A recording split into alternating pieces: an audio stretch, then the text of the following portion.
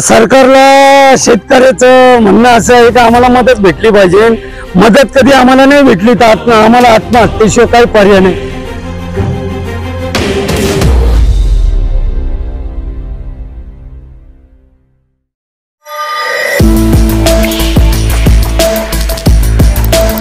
नगर तालुक्यातील ब्राह्मणी गाव या ठिकाणी मंगोबा वस्ती या ठिकाणी जोरदार पावसामुळे ढगफुटी झाली, त्यामुळे पूर्ण शेती पाण्याखाली गेली आहे।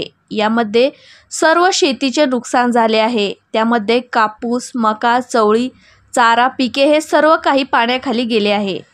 संभाजी शिवाजी राजदेव, शुभम श्रीकृष्ण राजदेव हे दोघांचे नुकसान झाले आहे। सरकारने त्यांना मदत द्यावी अशी विनंती सरकारला त्यांनी केली आहे।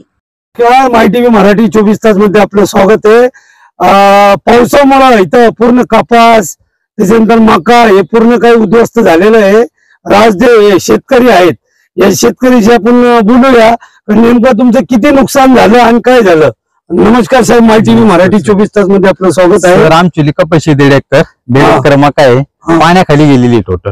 काल पाऊस झाला रात्री 18 तारखेला संध्याकाळी, तर भरपूर पाणी आलं, ढगफुटी सदृश्य झालं। त्याच्यात आमची कपाशी पण गेली, मका पण गेली। मका बी गेला, कापूस बी हो, कापूस पण बराचसा गेला, मका पण गेली आमची। तर शासनाने आम्हाला काहीतरी मदत द्यावी असं म्हणणं आहे का शासनाने आम्हाला मदत द्यावी। म्हणजे तुमचं पूर्ण हे पाण्यामध्ये टोटल गेलं, तुमचं जेवढं बी तुम्ही लावलं होतं ते पूर्ण पाण्यामध्ये झालेलं, पूर्ण पाण्यामध्ये आहे सर।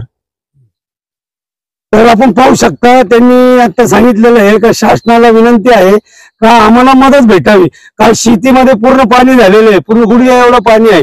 यांचं पूर्ण मका, कापूस, ऊस हे पूर्ण नुकसान झालेलं आहे। यांचं पूर्ण टोटल काहीच उरलेलं नाही, यांचं पूर्ण म्हणजे पूर्ण उद्ध्वस्त झालेले आहेत, ते रोडवर आलेले आहेत।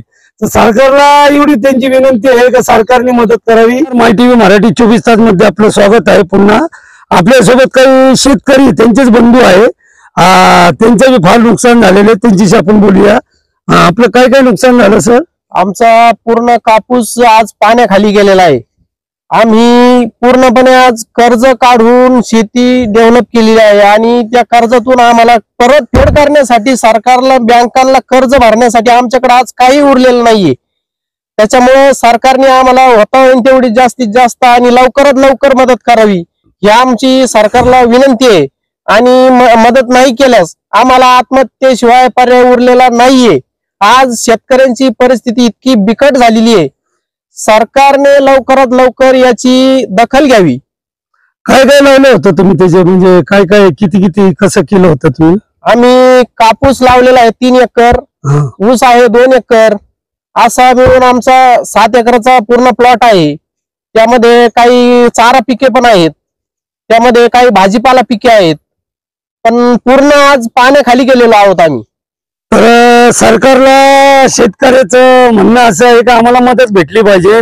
मदत कधी आम्हाला नाही भेटली तर आम्हाला आत्महत्येशिवाय काही पर्याय नाही।